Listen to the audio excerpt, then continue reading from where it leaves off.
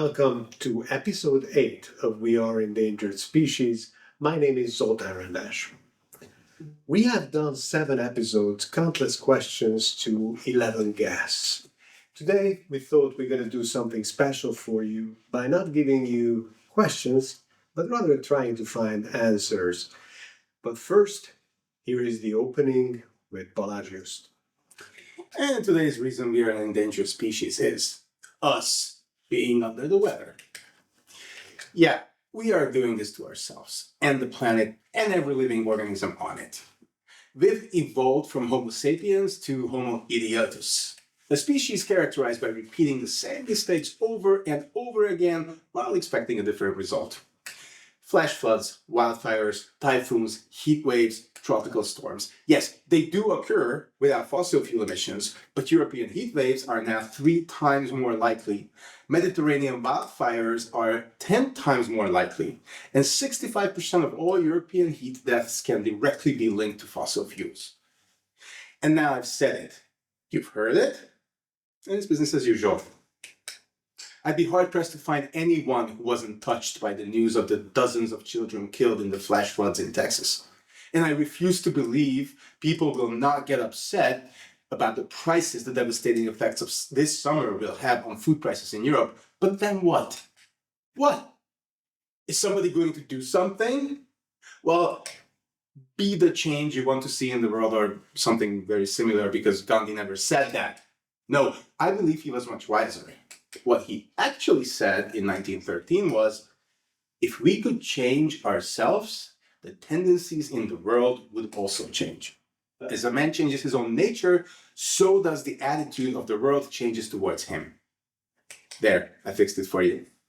But think about it. Even Gandhi starts with a sentence with, if we could change ourselves. Well, can we? Does history not prove otherwise? Do current trends, whether social, political, environmental protection efforts, go to show that we are incapable of changing for the better? Zoltán and I have talked to so many incredibly smart people from all walks of life, and all of them offered up similar solutions. Things you can do to inflict change for the better.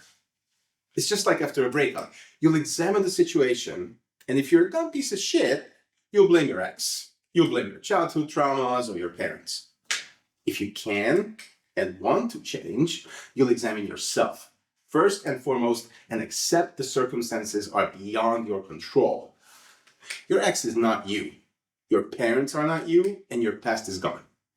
The only thing you can change is your attitude and behavior, and with that, you'll inflict change on your environment. So, to answer my question, is somebody going to do something? Yes, I am. And I will keep doing it. And I'll spend today's episode giving you ways not to be a dumb piece of shit and make changes that will help you and help us not die very painful deaths in the very near future. Before we start, if you have a question or suggestion, please write to info@weareendangeredspecies.com.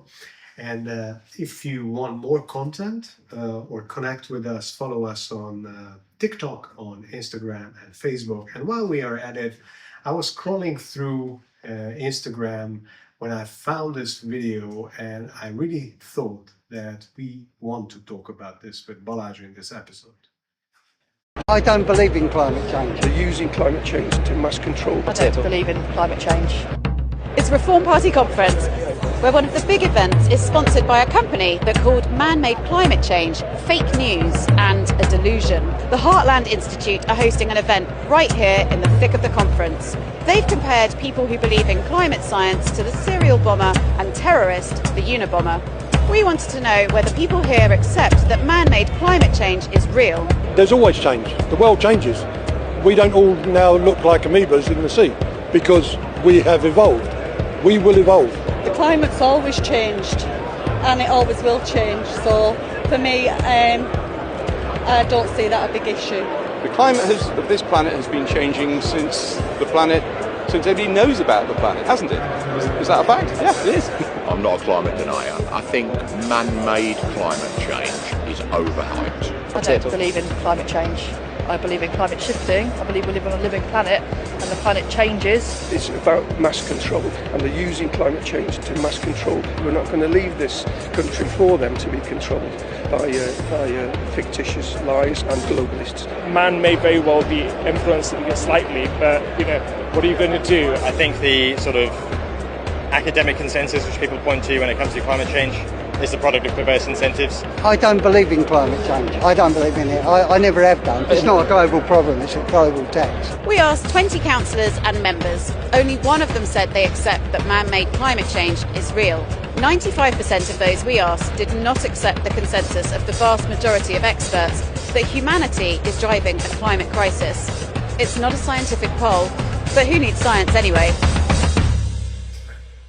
So that's the Observer. So it's not an influencer's channel. It's the Observer's video on a Reform Party conference, and I just really kind of petrified by looking at this video again, and I just wanna, I have so many things I want to say, and none of that should be on a podcast, but. Let's cherry pick those answers. Like we are talking about overhyped. Like someone said, overhyped. Well, no, okay. So I'm the Unabomber because that's what we've been compared to, right? So the people who believe in climate change believe. How do you believe that 2 + 2 = 4 is is always beyond, because it's like it either does or it doesn't. I don't believe. So okay. Mathematics. So I'm the Unabomber. I especially like the guy who, so wittingly said that we don't look like amoebas, and funny enough, he actually kind of did still. But okay, past that, so we've heard a wide spectrum of opinions, right? Because there's the globalists, there's the mass manipulation, there is the yes, it exists, but it always did, and I'm not arguing that it always did, right? But the only thing climate science has proven time and again is that humans have sped it up. Since the Industrial Revolution, actually starting with the Agricultural Revolution, we've sped that process up tenfold, if not even more. I mean, this morning, I woke up and the first thing that I read, because I'm not a doom scroller, because what do you call them? I just scroll through shit that seem like doomsday news, but that's the news if you are not cherry picking Current affairs, right? Current affairs. So the thing I read was 3/4 of flying insects in nature reserves across Germany have vanished over the past 25 years, right? Now, so doesn't sound like much. Yes, it does, but it's the bottom of the food chain, and anybody with anything up here can attest to that if the bottom, if 25% of the bottom of the food chain disappears, that's gonna trickle. What's gonna happen to the top of the food chain? Also, I would like to add that we are talking about the hope. We have hope that in the future, when we killed our agriculture, those insects will be our protein. So, maybe it's time to think about this. I'd like to get back to that guy who said, because there were outrageous things in this video, but I would like to get back to that guy who said, man-made climate change is overhyped. Like, I really love that sentence. It's so good when you're standing at your Reform Party conference and you can say that into the face of the reporter of The Observer.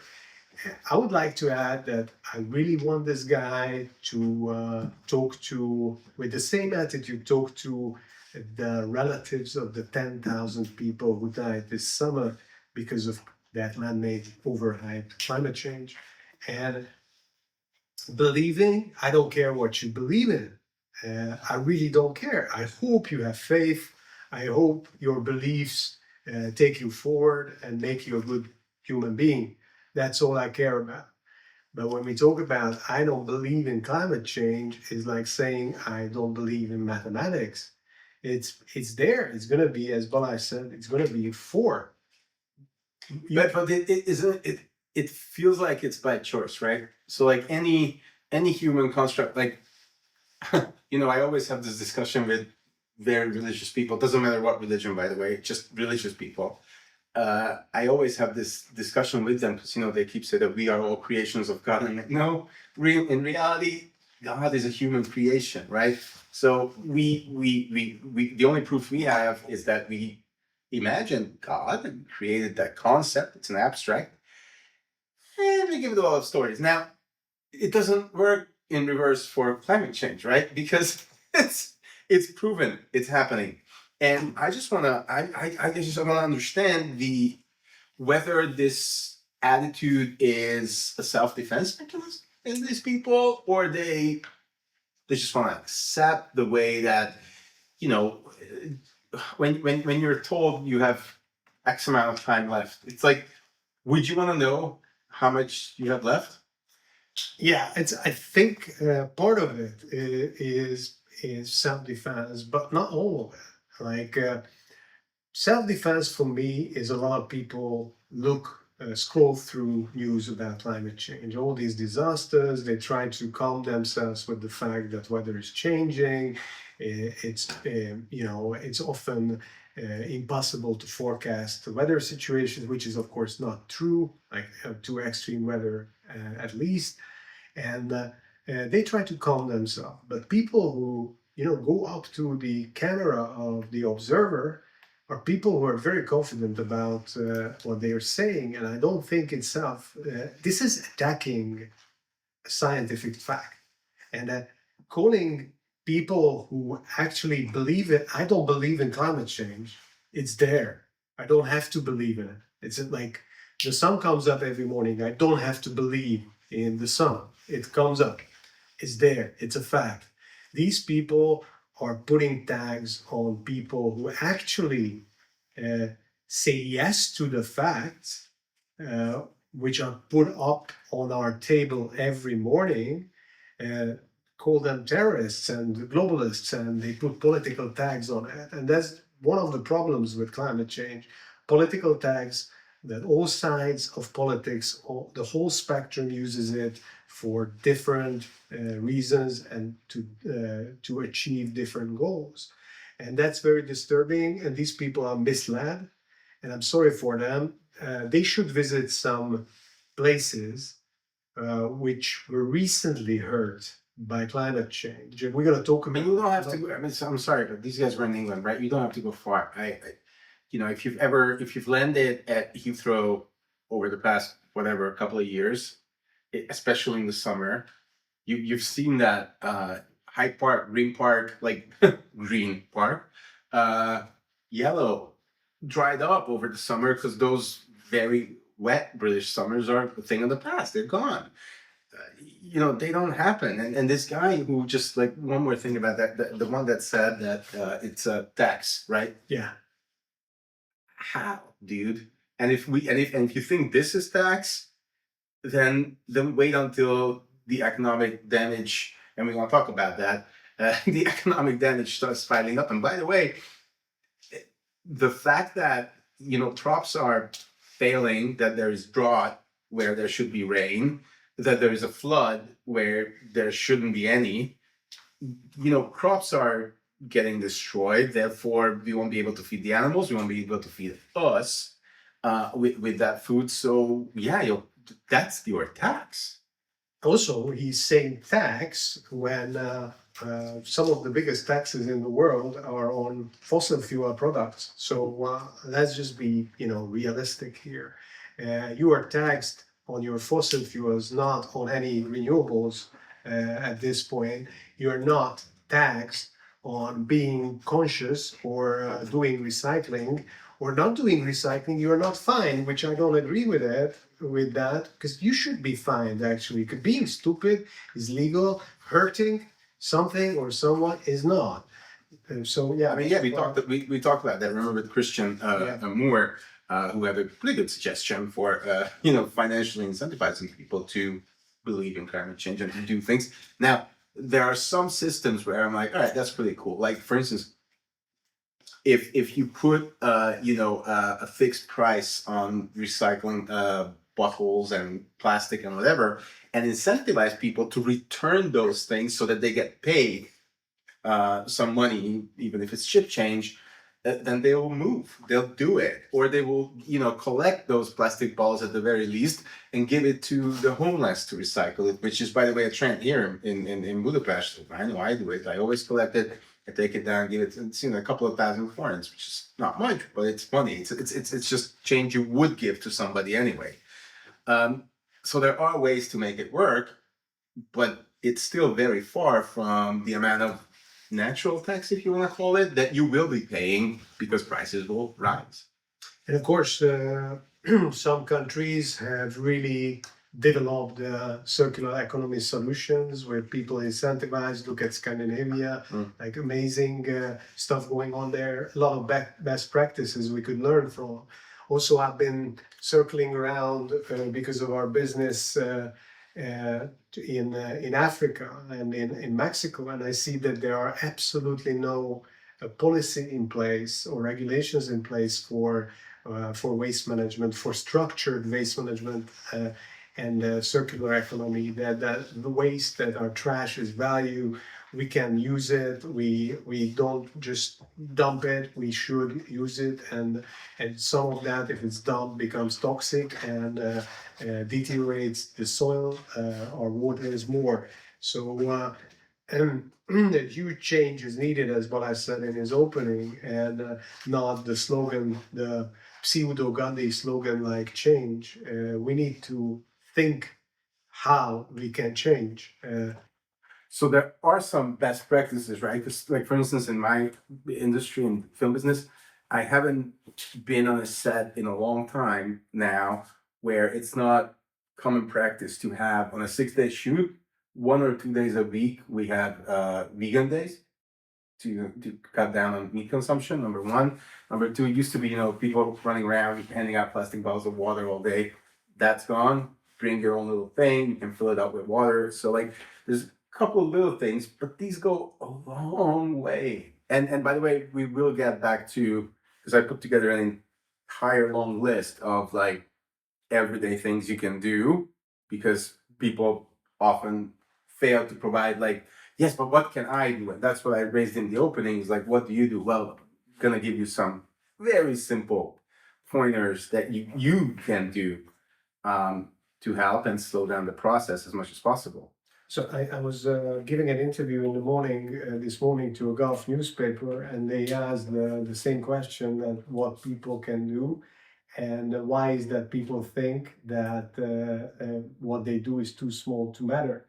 And I was answering that it's a common misconception that we need to, that institutions and governments should move on this.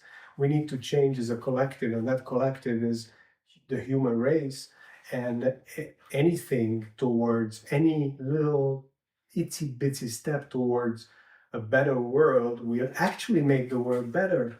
And if many people realize that that itsy bitsy thing they've done has an effect on that collective and will have an impact on the surroundings or a better life, they will do it. We need to show, and these newspapers and media has to show that people are doing it and it becomes better. And we don't see that because this whole interview is about narrative, actually on climate change. And I think we need to show, rather than showing, as we showed the two-headed goats today with these people, because this is extreme, I have to say. And well, it's not that extreme. Maybe I'm wishful thinking, but this is for me fully to the extreme.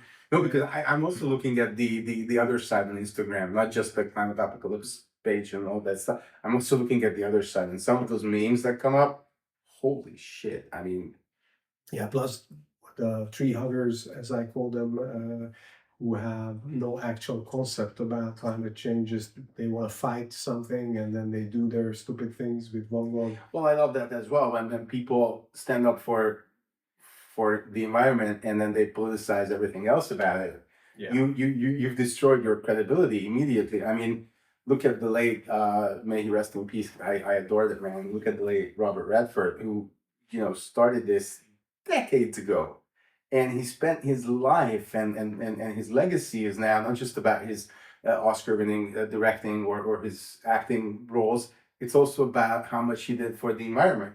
Yeah. And he never discredited himself with politicizing his stance, which is super important. It is important. Stay away from politicians. That's my advice too. Want to move on? Yeah, let's move on. So what we wanted to show you today is what happened while you were on vacation in the summer. As this summer went by, and it's the least to say is that it was record-breaking in everything, and the mayhem, the damage, and maybe you haven't seen it. Maybe you had your little days without social media, or you just scrolled through. But a lot happened everywhere in the world. We try to collect the most important disasters in the world. And we are going to start with the USA as a continent, or the Americas as a continent. And Balázs mentioned this in his opening, the Texas flooding. You're going to see pictures, and if you're listening to this podcast now, you would see pictures of the Texas floods, horrible pictures of the Texas flood.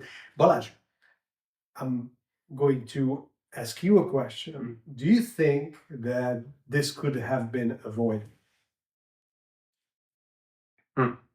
I don't know. I really don't know, because I think we are past the point where we can control the environment with dams, with building higher, with doing whatever we can. Because if you look at, you're looking at this footage right now, but if you're looking at footage of flash floods from Germany or Spain or Portugal with highly developed infrastructure, you're not in the middle of nothing in the wilderness. In the cities, which are pretty well fortified and they have sewage systems and everything, but you just can't swallow this much water. There's just no way to avoid this. So I don't think, and if you're out in the wilderness and you have a campsite built and the river just, you saw on that video that the river just rises, whatever that is, 10, 15 feet in seconds. How do you run? How do you climb up onto a tree? And by the way, you may climb up, but that tree is not going to keep standing when it's hit by that force.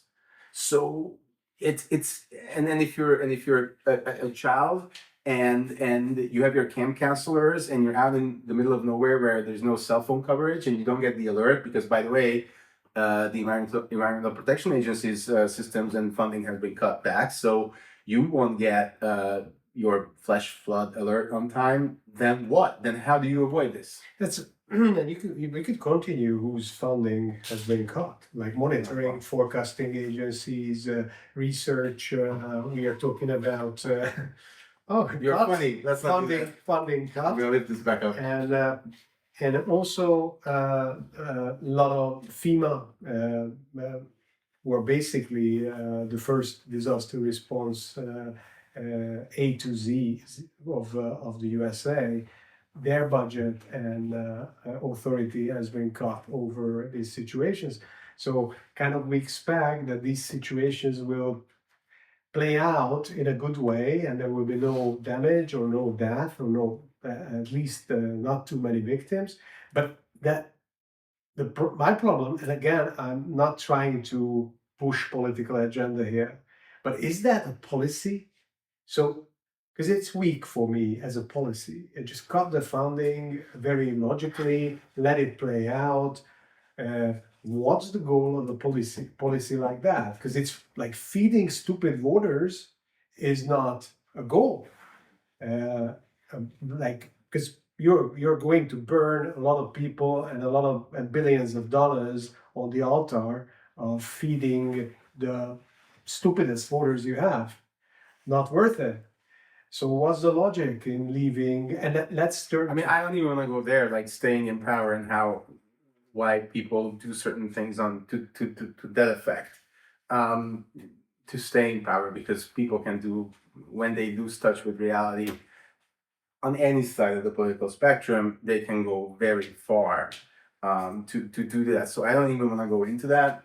I would just like to say that in order to minimize or reduce the number of disasters that are to come, because these will happen, we should do everything in our power, and we should exert power over our elected politicians to do everything in their power to set up warning systems, to maintain the funding for these systems, to reduce the possible effects of whether you believe it's man-made climate change or whether you believe it's just climate change, because climate has always been changing, whatever your stance.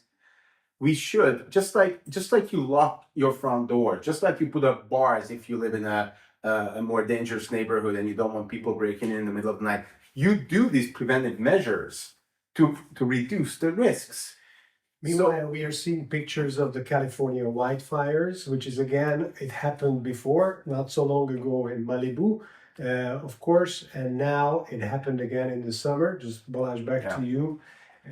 I mean, it's been an ongoing joke in Los Angeles that the seasons as we used to know them are gone. Now we just have 2 seasons, awards and fire. Yeah, and sometimes they overlap. There was from all this defounding and closing down and taking authority from these institutions. There was the most interesting piece of news was that they crippled one of the satellites, which had a function, which was helping researchers to monitor climate change and weather patterns. So what the heck is the logic in a function on a functioning operating satellite? You cripple one, you switch off one function which is free if you look at the big picture. Well, I mean, listen, I can be very demagogic here, but it's like, so you cut the funding for what? For the salary of the people operating and monitoring that on Earth, because the satellite itself is up there running on solar. So you just need to analyze the data and keep somebody on watch. Which, by the way, at this day and age, AI algorithm, go ahead, do it, set it up, program it once, and it will send out the alerts by itself, right? Yeah. And instead, you go on and spend money on, again, not speaking politics, I'm just giving you what I'm seeing. Instead of spending whatever, how much it costs a year, $2, $3, couple of $1 million maybe to maintain this system up and running, instead of that, you spend a couple of $100 million on a ballroom and more weapons on ice. So it's I think a few bucks could be. You can't really put a price on human life, I think. But if you would spend just a little more on this, then perhaps, maybe by who knows, and I don't want to go there, but then perhaps the number of casualties in the Texas flood could have been reduced. And meanwhile, you're of course boosting oil and coal, so production. I mean, so basically you're on both sides of this. You're taking away from the defense side, but also pushing the offense side. So it's weird as a coach. Let's turn to European heat waves. The next video, you're going to see scenes from the European heat waves. It happened all over Europe this summer. We felt it. We all felt it. And it's not just that it was hotter weather, at least for me. I felt something this summer and started to feel it last summer, that even like 32, 34 degrees seemed to be, the sun was hotter. And yes, the sun was that I'm not that dark of a complexion, but I usually don't get sunburned, right? And this summer was the first summer for me where I was like, all right, it used to be that, okay, between noon and maybe 2 or 3, I wouldn't be outside too much. This year, that gap opened. And like starting at 10:30, I couldn't really stand the sun up until 3:30 or 4 even in the afternoon.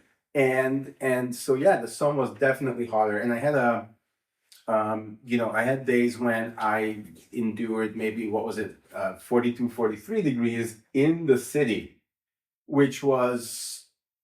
And I was drinking a lot more water as I had to be outside, which is good. But also, it's not that good because we are reducing our water reserves at a much faster pace. Also, we are using more energy for air conditioning and ice and it's we're speeding up the cycle as the cycle is speeding up.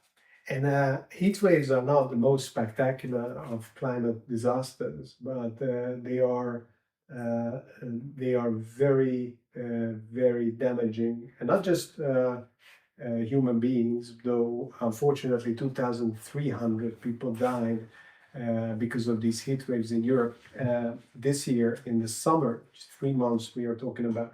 But of course, agriculture is rendered useless. Like a lot of products produced is now will not be available in the amounts it used to be available, which will change the supply chains, which will have an effect, an impact on pricing. And so, what a lot of people don't realize, by the way, is that because of the extreme heat and drought, yes, the crops are not yielding as much as they used to, but also in the summer, because of this weather, because the grass burns out faster, the wild animals, the wild game, go and they always invade those crops that we plant. They usually do about anywhere between 5 to 10, 15% damage in those crops, which is calculated, that is going to happen. But now, because they can't just, roam the open fields, they go for those crops more. So they eat up the sunflower seeds, the corn, even hay, everything is gone. And these damages are now kicking up to 30, 40, sometimes 50%. Now, there comes a time, and which is usually around a crop, if an entire crop is maybe 40%, 30, 40% damaged, then the farmer is not incentivized anymore to actually gather those crops because it will cost him more in diesel and in work and in time and energy to gather that in, because the amount of money he's going to make on it is not going to even cut zero on his costs. And also, when we talk about agriculture, we kind of forget what agriculture is responsible for. It's responsible for food, things we love, and things we need. And resilience is not yet observed very much throughout Europe. Like, look at mainland Europe, especially in this region, Central Eastern Europe. Not much has changed in terms of how we do agriculture. And I have a personal example of from Sicily when we were there. Of course, I had open eyes for climate change related things when I traveled. I was going to ask that. What did you guys see over the summer?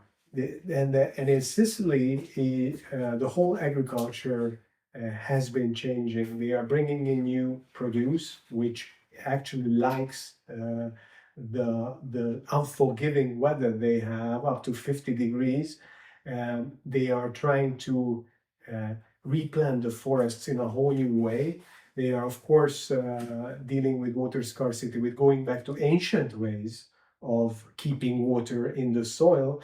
But like Sicily is changing, and they are very resilient and hard-headed people in general. And I say this, I love Sicilians, so I say this with the utmost respect, that they are very hard-headed to give in, though they had wildfires, flash floods during the summer and all throughout the last 2-3 years. And these guys are actually starting to change their agriculture and bring in new produce, mangoes, avocados, instead of the traditional produce, which is of course the regional produce of oranges and some other things. So there are good examples to follow. Because we need to, because they're adapting, and we need to adapt. You've been in Scotland not so long ago, and something we cherish, both of us. Good Scotch, good single malts is endangered too. Very much so. I mean, listen, and that was already last summer, but the River Spey, which, by the way, Speyside and Dufton in particular, it's a small town, 1,000-something hundred people, but they do supply over 70% of the world's single malt production, which I cherish that town very wholeheartedly. But the River Spey at places was so low that I could walk across it. and it's like the images that the pictures we took there, it's just crazy. And yes, a lot of distilleries have closed. They shut down, and the bigger ones have to reduce their production because there just isn't enough water for whiskey. So if you're a whiskey drinker, stock up. Yeah, and also UK had it like we know the situation is bad in terms of everything basically since the Brexit and still having a lot of political turmoil, but also the weather this summer was unbearable for the people who live there. Like it's very unusual that you get like 30 degrees in April, May, and it started, and even with lower temperatures than compared to Sicily, it would kill off their agriculture, which is very different to what we had in Central Europe or what they have in Sicily. But it's so this applies to all regions of Europe. This applies to everyone, and so what other region did you collect? We are going to go to Greece for the wildfires, and we're going to go through some European. I love that picture actually, and that speaks volumes of the holiday makers, the tourists standing on the beach like this, looking at the water. Meanwhile, the mountain is burning behind them. Yeah. It's, it has like there were wildfires everywhere. Not just it's like that meme of that look. It's like it's fine, it's all fine, and he's like sitting in the middle of the room. That's exactly what we are. That's exactly what we are at this moment. Like I think there were wildfires in Italy, Spain, very severe wildfires in Greece on some islands, and by the way, if people in England or the Nordics or we here think that we are safe from this, we are not. Yeah, for the time being, maybe, but the sun, if the sun keeps scorching like this, which it will, and come next summer, who knows for how long? And yeah, I think holidaymakers will have he will have to change because we cannot go we talked about it. Yeah, we cannot go to we cannot go to our usual places because there are so many disasters happening. Being close to a wildfire is a very minimum, very frightening and awkward thing. And even if you're kilometers away, I've been in wildfire situations and close to it. It's unbearable. It's very hard to breathe. It has toxins in the air. So it's, and also I have a, I'm a politician shamer, proud to be. So I'm going to go back to politics. Like we talk about, a lot of populist governments is using migrants as these migrants who are never the same, and I'm gonna say it like who are never the same color as us and never the same religion as us. So they are not white and not. And they are also very complex creatures because first. Number one, they take our jobs, and number two, they live off of welfare. So they manage to do both at I don't know. So imagine that these politicians will have to be very creative when because of climate change, and it's already there, climate migration, but when mass climate migration starts and the white Christians start to knock at the gates. So what we're gonna say then, that these guys are coming to kill us, to rob us, to live on our welfare. Yeah, it's gonna be much more difficult to sell. Yeah, it's gonna be difficult to sell. I think we should maybe prevent this happening. Just saying, it's a great idea. You could build a campaign on it, and you could execute for a change what you promised. So yeah, I know I'm wishful thinking. You are a wishful thinker now. So let's go to a bit to. If you do this again, I'm just switching places with you. I'm sorry, we gotta switch off this. We need to switch off the table. Don't. So we're gonna go to a big monsoon in Pakistan. Pakistan is very vulnerable to the effects of climate change. It's in terms of infrastructure. They have money to be a nuclear superpower. They don't have money to prevent people dying from the effects of climate change. Monsoon, if you ever been through or in or around the monsoon, it's prolonged heavy raining with heavy winds. it can be very mild and you can survive without ever doing anything. It's just another Tuesday. Or it can be as severe as it what was happened in now. Pakistan. Yeah. So this is a perfect example how normal weather events are amplified by climate change, what happened in Pakistan.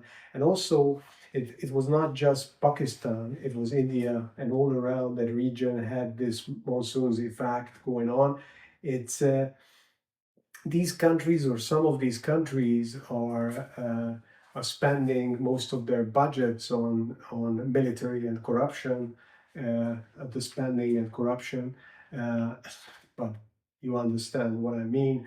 Instead of actually building a resilient infrastructure which would save people from these disasters, also these countries usually have no regulations towards climate change or to prevent. So we're back at policy. Yeah, back at policy, which is important. Pakistan, regions of Pakistan, my favorite example is Jacobabad, which is the hottest city on the planet, scorching heat, and so they are getting this from both sides. Sometimes it's too cold and wet, sometimes it's too dry and hot. But I've been to Morocco this summer. It was 42 degrees, very unforgiving weather, and not just in mainland, or not just in one part of mainland Morocco. In Marrakesh, it was 42. Then we went to the other side of the country, Merzouga, the Sahara. It was like 41, and back to up to Fez, the World Heritage Medina of Fez. And even in the evening in Fez, it was 39 degrees in the evening. I mean, that's the thing. Like, I'm not even surprised that I don't have to travel as far as the Sahara to get that weather. I was in Bucharest, Romania, and at night it did not cool down colder than 33, 34 degrees. So you don't have to travel that far. Yeah. Also, there's another favorite product which is endangered because of this. And while we are at North Africa, it's olives and olive oil. Olives, yeah. So Tunisia used to be the number one producer of olives, and now it's in the top 5 and falling in ranking. In short, we're gonna have to change our eating habits very quickly. And by the way, I don't know if you have anything else that you really wanted to bring up from these. From the Middle East? No, from anywhere on this list. Yeah, there is one. So let's do one more. Let's do one more because then we're gonna offer some solutions as well, and not just leave you hanging. It's just quickly to have all continents included. Let's go to Mokwa in Nigeria, also a very vulnerable country, but one of the biggest oil reserves in Africa. So it's very sad that biggest oil reserves. One of the U.S. is gonna go. Did someone say freedom? Actually, they're there so, already. So there was a huge flood in Mokwa. Again, people died, and again, cannot emphasize that they would have the money in their pockets to build infrastructure, to defense mechanisms towards these kind of events. But of course, that money goes to the pockets of a very few, and then the poor people start to die. So and then we can jump to. I mean, it's just one thought on this. It's just the lack of empathy and the amount of short-term thinking that, and it's not just these people, everywhere in the world, in everyone's mind, and it's you could send these guys over to that reform conference, no problem, and they could be the next ones talking to the observer. And then let's jump to Typhoon Bifa. Typhoons are regular guests in Asia in that part. This one was extremely strong on every level, and it affected China and Vietnam mainly. But if you've seen any of these pictures, like these are right out of a disaster movie. Yeah, no, this is biblical. It's houses collapsing, blockhouses collapsing, and China is a high-tech country. It has it's building renewables on epic level. Like and still they are very vulnerable to climate. Because it's not like Matt Damon in the movie The Martian, right? Where he said, I'm gonna science the shit out of this, and he saved himself. But yeah, but there was one guy on his own with his determination to survive. So that's just, I think it's a very good, although it's science fiction, but it's very good proof of what can be achieved if someone sets their mind to it, right? We just need to collectively set our mind to it. And that's why I put together this list of like just everyday tips, shit that I do. Okay, you don't have to listen to me. I'm not a prophet. It's just shit that I do to, try to reduce the pace of this process. And just remember, it's like, yeah, it's one person doing it, but like Robin Williams had that joke about, does Switzerland have a nuclear weapon? No, it's just 5 million people at the same time going boom. And I think if 8 billion people at the same time, start buying homegrown or use a trendy word, bio vegetables, we are much closer to it.